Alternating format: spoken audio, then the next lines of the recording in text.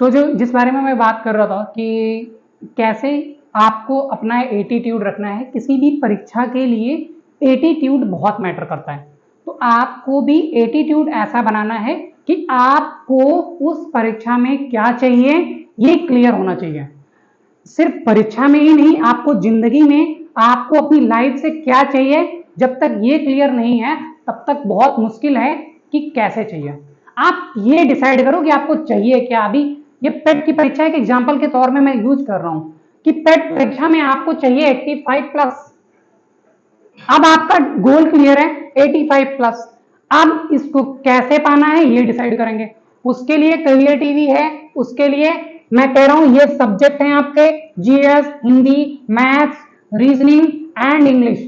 इन subjects को देखना है आपको। इन सब्जेक्ट के कंटेंट में पिछले ईयर के पेपर जो हुए हैं पेट के, उनमें क्या पूछा गया है, फिर उसी के हिसाब से उसी के लेवल का पढ़ना है।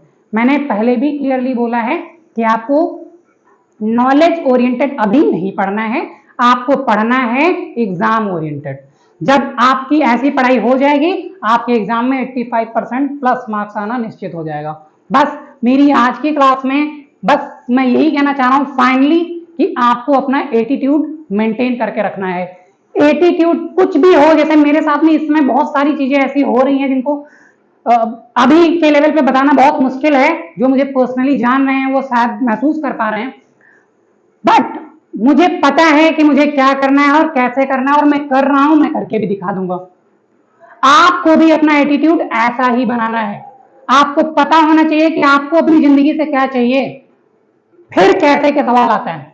आप पहले कैसे सोचने लगते हो, वहीं पे मिस्टेक होती है। जो मैंने अपनी क्लासमेट की बात बताई है कि आपको सेकंड रैंक पे कांग्रेचुलेशन देने पे आपको बुरा लग जाए, वो एटीट्यूड आपको भी रखना है। You have to be on top only, you are born to be on top. ये मोटिवेशनल कोट्स नहीं है, ये एटीट्यूड मेंटेन करना है आपको। और ये मान के चलिए एटीट्यूड बहुत मैटर करता है लाइफ में। जिस लेवल का एटीट्यूड होगा उसी लेवल के आप और आपकी लाइफ बनेगी। अगर आप मान के चलते हो कि बहुत बड़ा सपना मेरा यही है कि एक गाड़ी घर पे आ जाए, तो शायद मरने से पहले गाड़ी आ जाए। बट अगर आपका सपना है कि नहीं बिफोर 30 मुझे ये कार चाहिए, वो सारा कुछ होने वाला है। वो जैसे मैं ज्वाइनिंग लेटर को बोलता हूँ ना कि अगर आपने पढ़ाई ठीक से करी तो ज्वाइनिंग लेटर घर पे पहुंचने के रास्ते में है। ऐसे ही अगर आपने एटीट्यूड मेंटेन कर लिया तो ये सारी चीजें जिनके बारे में बात कर रहे हैं ये रास्ते में है, आपके घर पहुंच जाएंगी। यकीन मानिए घर पहुंच जाएंगी। मैं कह रहा हूं, मैं अनुभव से कह रहा हूं और पूरे विश्वास के साथ में कह रहा हूं। चीजें होती हैं, सोचने से चीजें होती हैं, बट सही सोचना है, सही, और फिर उसके लिए सही तरीका खोजना है। चीजें आपके पास में, आपके साथ में ऐसी होने लगती हैं।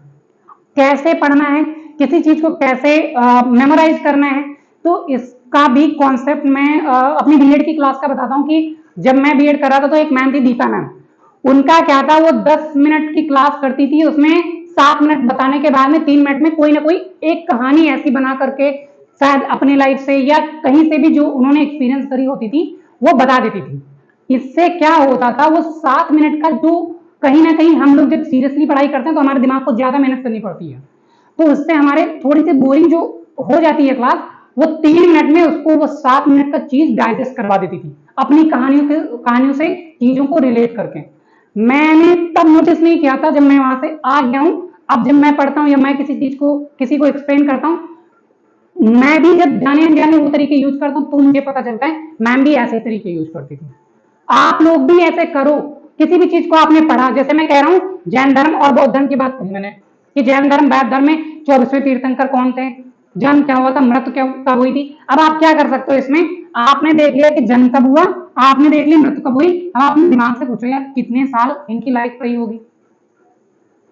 अब ये थोड़ा सा यूनिकनेस हो गया, अब आपके दिमाग में आ जाएगा हाँ भैया ये तो इतने साल जिए थे। अब इससे आपको ये चीजें ध्यान रहेंगी। ऐसे 24वें तीर्थंकर के जब बारे में पढ़ोगे, जैसे महावीर आपने नाम पढ़ा, महावीर, तो अब आप अपने आप से सोचो इन्होंने जो शिक्षाएं दी थी, ऐसा क्या हुआ होगा कि ये श्वेतांबर दिगंबर में बट गए, ऐसे क्या रीजन रहे होंगे, श्वेतांबरी क्यों रखा, दिगंबरी नाम क्यों रखा, फिर उसको रिलेट करो। अच्छा आजकल भी तो ऐसे कुछ साधु नागा बोलते हैं जिनको, क्या ऐसे हैं, क्या वही है क्या। अब ये जब कहानियां, मतलब आपने जो आपकी नॉलेज है उसको आपने अपनी लाइफ या अपने एक्सपीरियंस से किसी भी ऐसे टॉपिक से रिलेट कर दिया जो आपने देखा या सुना है, वो चीजें हमारे दिमाग में ज्यादा देर तक रहती हैं और ये बात शायद आपको समझ कम आएगी, बट ये चीज अगर आप करना शुरू कर दोगे तो आपकी मेमोरी की पावर बहुत बढ़ जाएगी। क्या चीज होती है, ऐसा क्या होता है कुछ लोगों में कि उसको एक बार पढ़ते हैं और उनको जिंदगी भर के लिए याद हो जाती है। और ऐसा होता है, ये कहानी और किताबों की बातें नहीं है, वो रटते नहीं है। पहली चीज तो ये, वो रटते नहीं है। अगर उनसे पूछो कि पेज पे क्या लिखा था तो उसका भी वो भाव बता देंगे कि इस पेज पे ये चीज मेंशन है। रटना और किसी चीज को समराइज करके उसको समझ लेना, तो इसको बोलता हूं, मैं तो कहता हूं डाइजेस्ट हो जाती हैं ऐसी चीजें जब आपने किसी चीज को किसी दूसरी चीज से जोड़ के पढ़ाई करी। आप लोग भी ये चीजें तैयारी कीजिए, ऐसे ही तैयारी कीजिए, इन कॉन्सेप्ट को फॉलो कीजिए।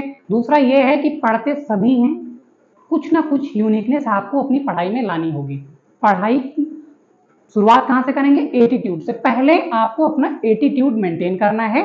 एटीट्यूड में प्रॉब्लम नहीं होनी चाहिए, आप जहां भी हैं, जिस लेवल पर भी हैं, बट अपने एटीट्यूड को कम से कम उस लेवल पर रखिए। और एटीट्यूड कोई नेगेटिव वर्ड नहीं है, जब मैं बार बार एटीट्यूड बोल रहा हूँ, एटीट्यूड बहुत पॉजिटिव वर्ड है, पॉजिटिवली अगर लिया जाए तो। आप अपने लेवल को, अपने एटीट्यूड को उस लेवल पर रखिए कि आपके लिए भी चीजें आसान होने लगे। और किसी के दुनिया में 10 हाथ नहीं है अगर वो इंसान है, और कोई भी ऊपर से सब कुछ करके नहीं आता। हम लोगों में से ही कोई ना कोई कुछ ना कुछ अच्छा, कुछ ना कुछ बड़ा, कुछ ना कुछ एक्स्ट्राऑर्डिनरी कर देता है। आप उनमें से एक बनिए, कम से कम स्टेप लीजिए। बात का तो बाद में देखा जाएगा। जो चला वही आगे दौड़ेगा, जो दौड़ा वही पहुंचेगा। जो एक शायरी मैंने सुनी थी, मंजिल मिल ही जाएगी भटकते भटकते ही सही, मंजिल मिल ही जाएगी भटकते भटकते ही सही। कमजोर और बुज़दिल तो वो हैं जो इस डर से घर से निकलते ही नहीं। कमजोर और बुज़दिल तो वो हैं जो इस डर से घर से निकलते ही नहीं। मतलब अगर आप घर से निकले हो तो मंजिल कभी ना कभी मिलेगी मिलेगी। घर से निकलना in the sense you have to be on the way to success. आपको पहला कदम बढ़ाना है, रखना है, उसके बाद में दूसरे कदम के लिए रास्ता आपका पहला कदम खोज लेगा। आप 10 कदम का मत सोचिए, आप एक कदम का सोचिए। जैसे मैं पेट का एग्जांपल लेके बार बार यही समझाने की कोशिश कर रहा हूं, आपको 85 प्लस का टारगेट रख लेना है। और इस 85 प्लस को कैसे इस एग्जाम में 85 प्लस लाने हैं, ये मैंने बताया। जो आपको समझ में आ गया होगा, मैंने कहा पहले आपको पेपर देखना है, पेपर के बाद में आप देख लेंगे कि एनालिसिस करने के बाद में कि कौन सा पोर्शन ज्यादा पूछा जाता है। जो जीएस है, जैन धर्म, बौद्ध धर्म, कैसे क्वेश्चन पूछे जाते हैं, इससे कैसे एक्सपीरियंस करके इन क्वेश्चन के बेस पे आगे क्या पूछा जा सकता है आपको पता हो जाएगा। आपको सब कुछ पढ़ने की जरूरत नहीं है, ये पेट के पेपर से मैं बता रहा हूँ।